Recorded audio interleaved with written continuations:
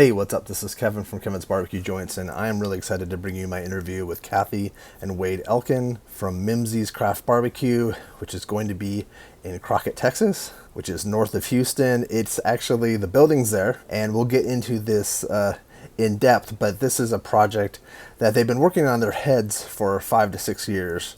But in the last 60 to 90 days, it's really exploded, and there's been a build out, and they explain all of that. It's going to be opening at the end of this year for some friends and family stuff, as well as for training. But February, mid-February, March is when it'll officially open.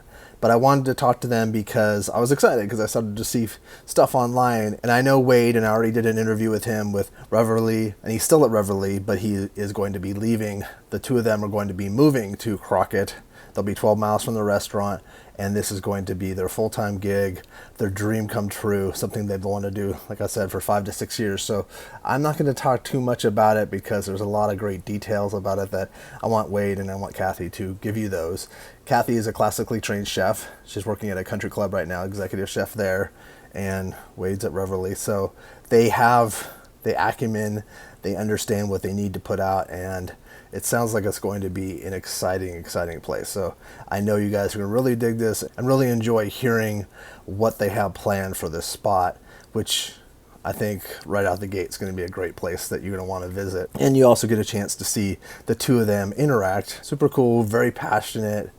Also, they have 2 kids, so they're juggling that, and this is a family affair, but the two of them are super nice, super genuine, and they talk about all the different feelings that are going into this. So I can't thank Kathy and Wade enough for taking the time, for sharing this for you, and for sharing this with me. And the Kevin's Barbecue Joints podcast and YouTube show is brought to you by Treaty Oak Distilling. That's treatyoakdistilling.com, or you can visit them at their location in Dripping Springs. That's treatyoakdistilling.com. And we have an additional partner on board. That's Centex Smokers out of Luling, Texas. Michael Johnson. I'll get into more detail about Centex Smokers, but I was too excited to not talk about them and the fact that they're on board because Michael Johnson and his dad are super talented. They care as much about the craftsmanship as well as the performance of the smoker. They do old school craftsmanship, but with the new school techniques. I can't be more excited to have them on board. Check them out at Centex_Smokers. That's CENTEX_Smokers, SMOKERS on Instagram. Get a chance to see all the stuff. He's done stuff for Mo Cason, done stuff for Ronnie Killen. Sky's the limit for them. So I'm so excited to have them on board. Also have a website at kevinsbbqjoints.com. Links to all this stuff, podcasts, YouTube show, write-ups about barbecue joints, news, all that good stuff. If you're just listening to the podcast, I have a YouTube show, youtube.com/kevinsbbqjoints. Also subscribe if you like, that way you won't miss out doing 2 to 3 of these per week. But at the end, stay safe, stay sane, and support your local barbecue joint or support your local restaurant. They need as much help as they can right now. How are you guys doing? Go ahead, man. You start. I'm good. I'm good. All right, that's it. Yeah. Cool. Yep. See ya. Nailed it.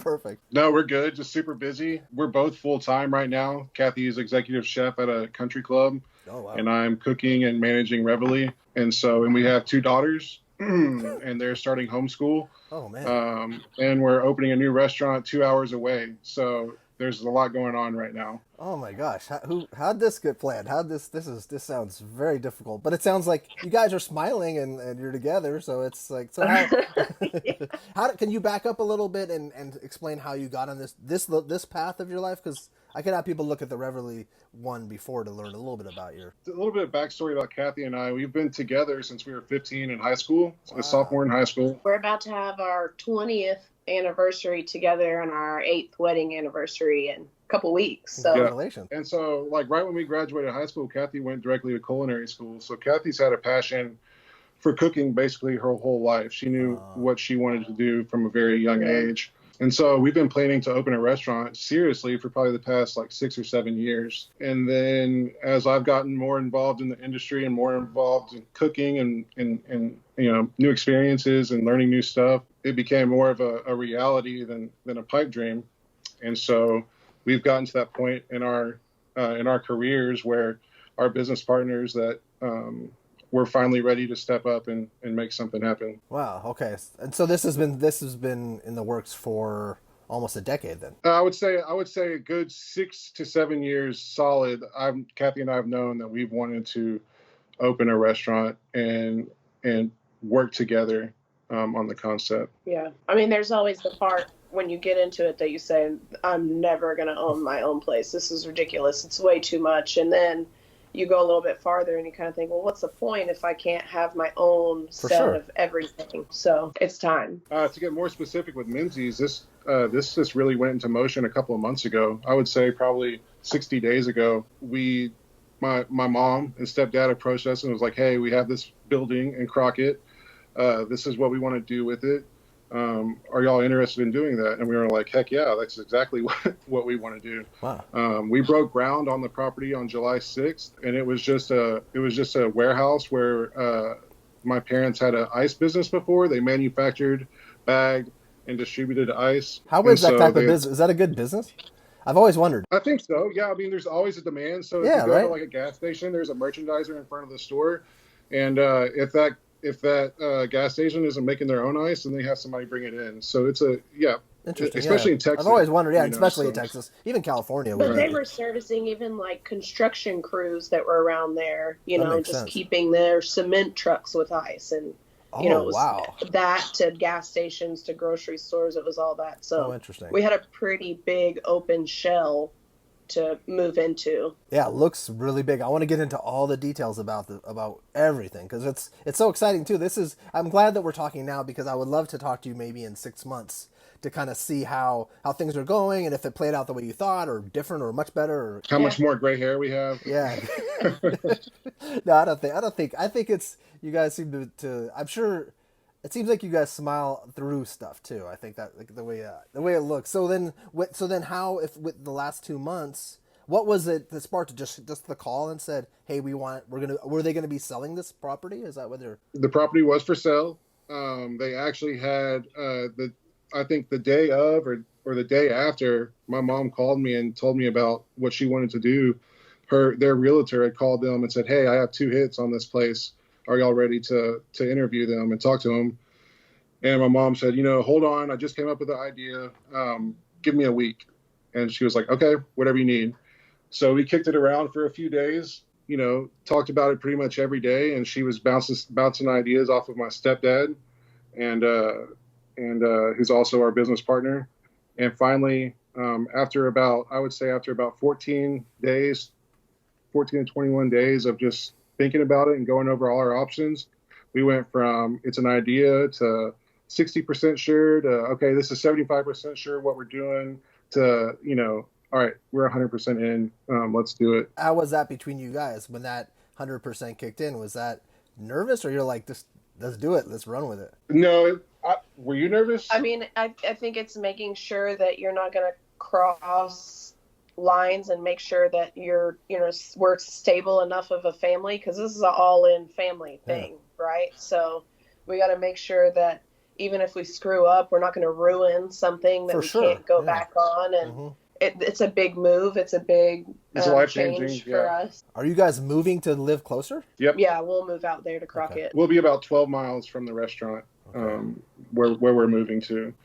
So Crockett's a real rural town. Everything is 30 minutes away. Like there's no like gas station right around the corner. It's all country roads and stuff like that. Cool. So everything's a country mile away. But we'll be about 12 to 15 miles from the restaurant. Will this be a place that will be semi-destination-ish for people, or will it be on the way to places, or like not other barbecue places, but just on the way? It's north, right? North of Houston, right? Mm-hmm. Correct. Yeah.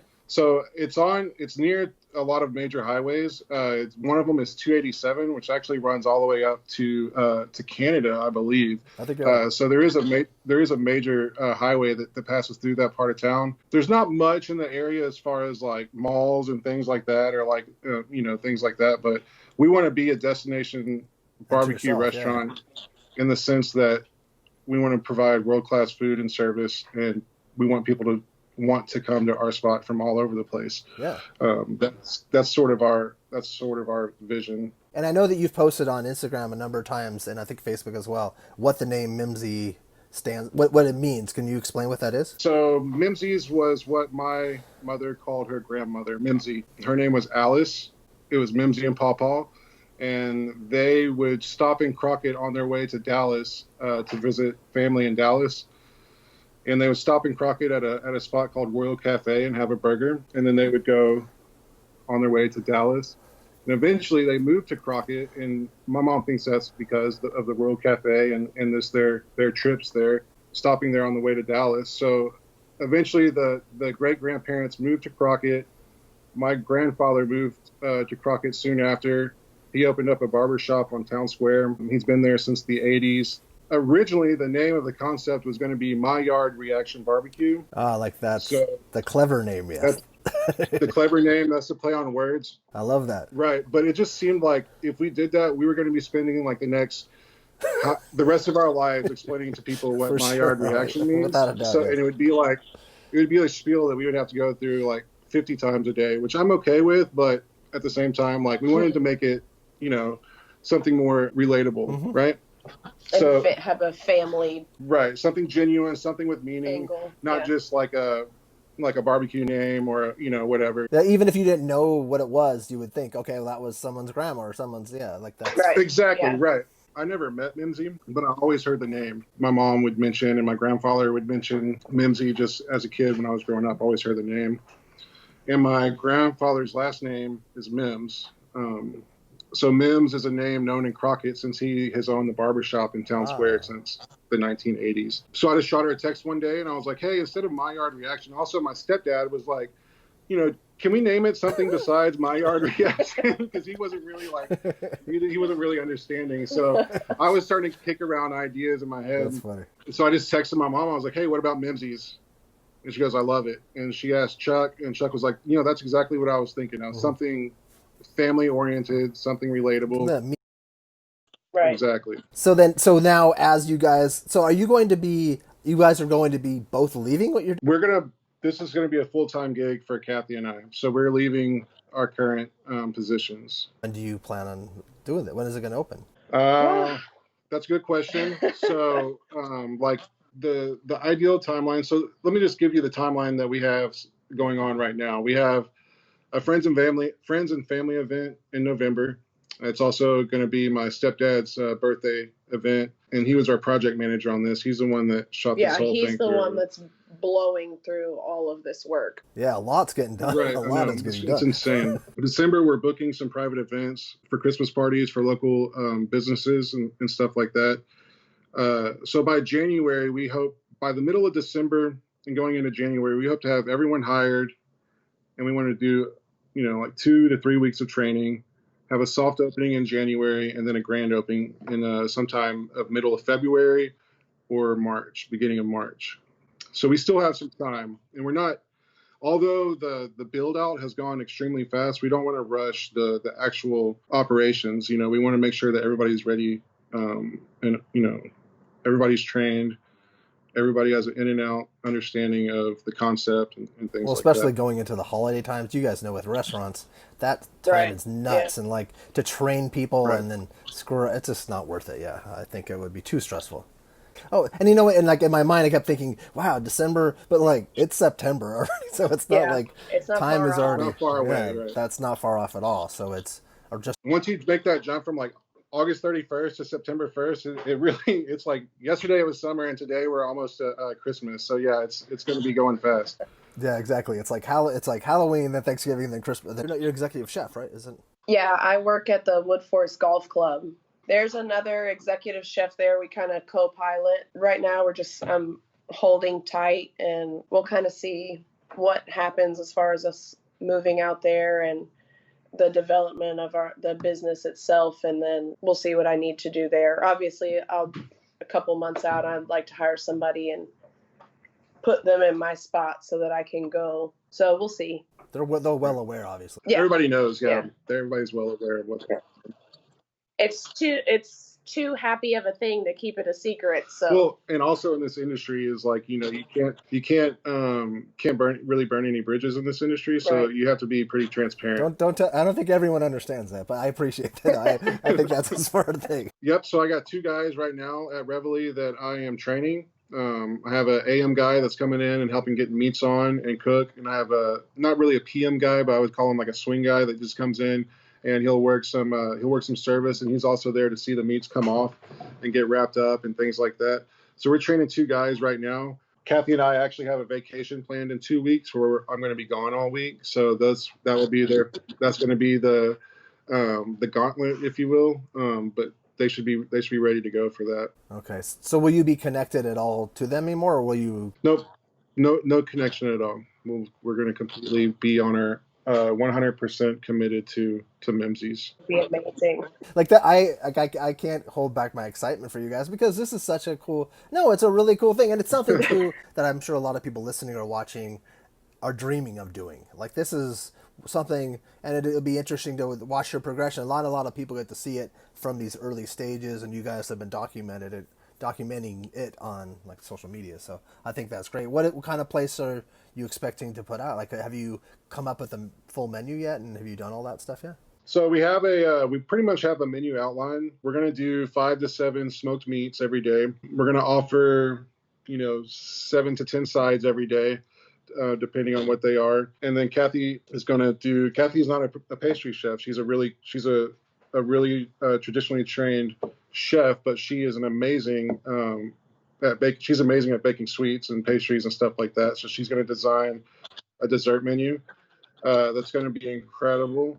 And then we're going to hopefully after the first month, we're going to start getting into some plated stuff, some dinner plates. So some home style plates. We plan to be open from 11 to 8 every day. Okay, I was going to ask that. Okay. Right. We want to catch some of that. Not every day. We'll be open Tuesday through Wednesday through Sunday. We'll be closed Monday and Tuesday.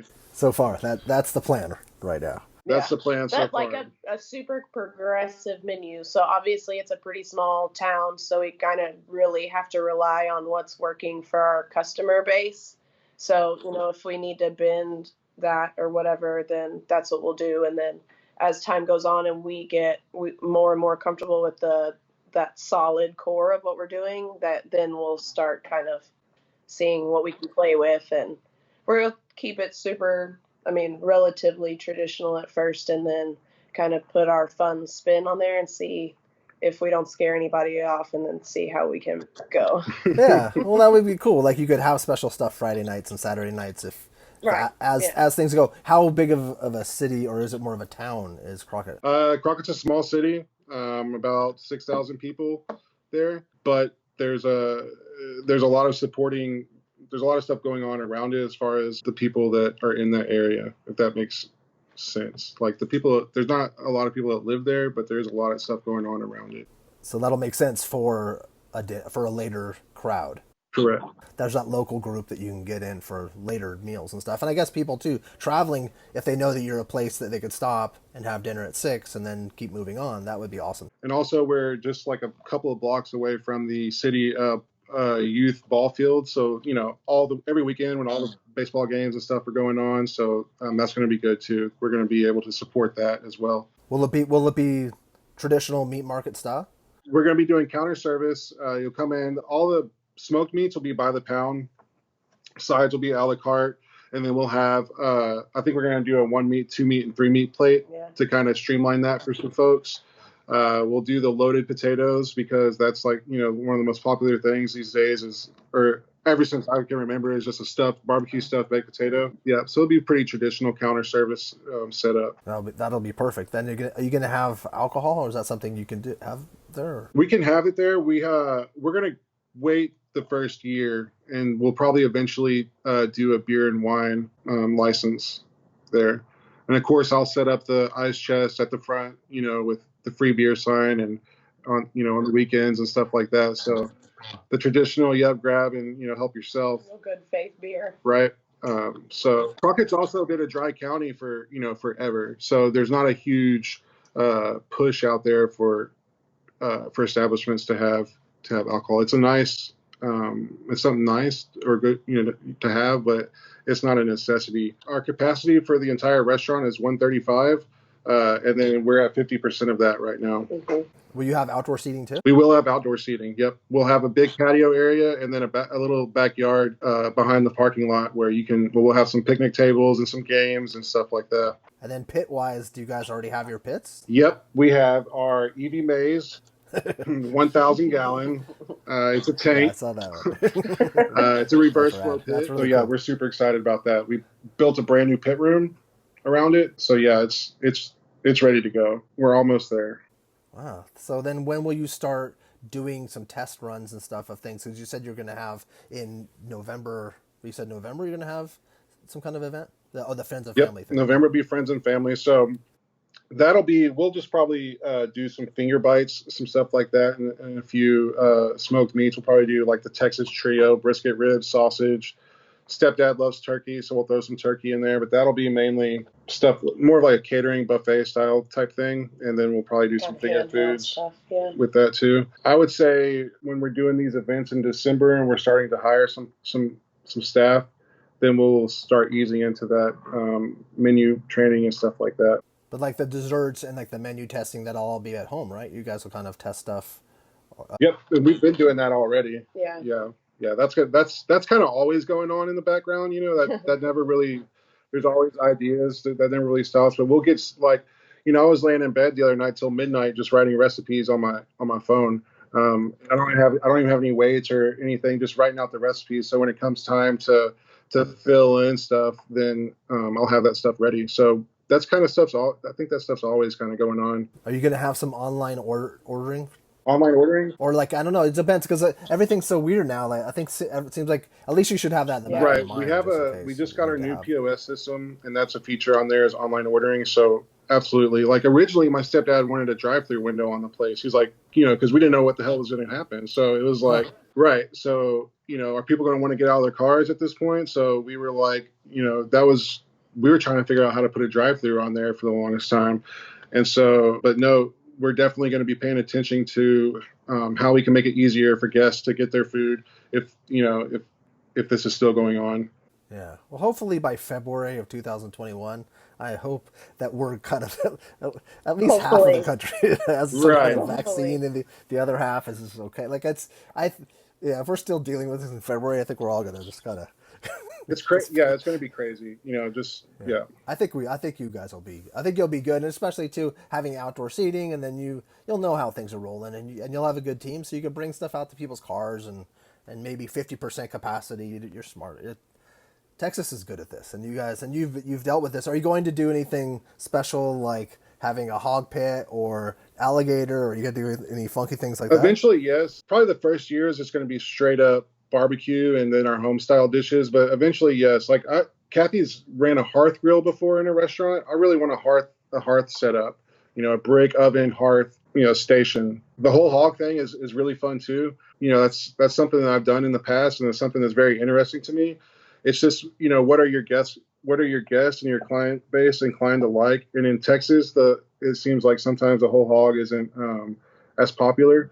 So if we do it, I guarantee you we'll do it. And if we do it and people love it, then we'll continue to do it. But it's one of those things that, you have to, brisket's king, beef is king in out here. I mean, we've done whole hogs before that people say, oh, wow, that's really cool. But, that's not what they order. They want to eat it. They think it looks nice. And I will say I think we've done 6 whole hog events at Reveille, and they were always record-setting events for us. They were always our biggest events. But we also had guest chefs out.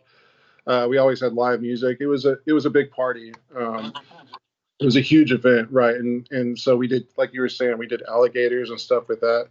So yeah, we're definitely going to play around and do some cool stuff like that. And Kathy touched on it earlier. We just want to really stay in tune with what our client base is looking for. Yeah. You didn't mention sandwiches. I'm sure you'll have sandwiches. We'll have sandwiches. My mom wants a burger on the menu. She's like, I have to have a burger on the menu. Can y'all make a burger? So luckily Kathy is like the burger queen. She makes the best burgers in the world. So yeah, we're going to be doing stuff. We'll have a fried catfish night or something like that, or a blackened catfish night. Everybody does fried catfish. So I really like blackened catfish. So I think we're going to do a blackened catfish night. We'll try to do some tacos and stuff like that. And then we're going to do some stuff that we just completely, pull out of thin air and make up and hope people enjoy it. Is there anything that we've missed? What are all the social media and all the ways they can get a hold? So our Your dog? Twitter, Instagram, we have a 150 pound. That's awesome. The table. So our Twitter, Facebook, and Instagram is all the same. Okay. Mimsy's Craft Barbecue. Yeah, I mean, we really want to say one thing that we really need to say is that my mom and stepdad, Kim and Chuck Spellman, without them, this wouldn't be possible. And especially that once it became 100% that we were going to do it, even then it wouldn't be possible without Chuck, because we broke ground on July 6th and it's August or September 1st today. So it hasn't been, it hasn't even been 50 days and he's completely turned it from a full-blown operating ice manufacturing plant and he's flipped it into a restaurant in less than 50 days. It's insane. Like we're waiting, like today, Centerpoint Energy was boring underneath the street to bring us gas. So he completely finished the restaurant before we even had natural gas hooked up to it. It's like, it's kind of mind-blowing to think about. So that's one thing that, I post a lot on social media, especially on my personal account, and I'm in control of the all the social media accounts and stuff like that. So it looks like it seems like I'm doing a lot of the work, and it seems like we're taking a lot of credit for what's going on. Of course, my stepdad's not on any social media platforms, but we just want people to know, and we need people to know that they've put so much work into this place. Yeah, it's very important. And it seems like it's a family affair, and like you had said that touched on in the beginning, you wanted to make sure this was right and would work out for your family in general. So it's something that's really important, and especially. You said a lot of kind things about him and about all the work, and I think this will be fun for him if he gets a chance to see this. He'll see, to hear about what how you're talking about it and discussing it, and your excitement. I think that's important. And then I guess phone numbers you'll have all that. So like once as we get down the line, is there a way to get merch right now for people if they want to get it ahead of time? Yep. So we're doing all that there's no online ordering link or anything like that. Just contact us on our Facebook page. Cool. Send us a message on there. Kathy or Kim will respond. Kim's my mom. And it's $20 for a shirt if you're going to pick it up or if we can meet you locally. If it needs to be shipped, it's $25. Just send us a message on Facebook. You can email it. You can email me at wade@mimsyscraftbarbecue.com. And then they can Venmo you or PayPal you or somehow get you the money. Correct. Yeah, just Venmo. Correct. Gosh, this is super exciting, and I kind of wanted to get you guys as quickly as possible because this is early days and it's fun. Maybe even we talk like right when you're starting, right after November, after the November event, so that way you'll know how that went, and then you'll know everything about your business by December, I would think. Yeah, that'd be great. We'd love that. And we'd actually, we're in our kitchen at our house right now. We'd actually like to do it on location too, so you can see what's going on there. It's beautiful inside there. It's amazing. So we're super excited. Thank you for the opportunity. There's always a right time, and I think this is the right time to talk. Well, have a good evening, guys. Thank you. You too. All right, man. It's your day. All right, cool. Take it easy. Bye. You too, man.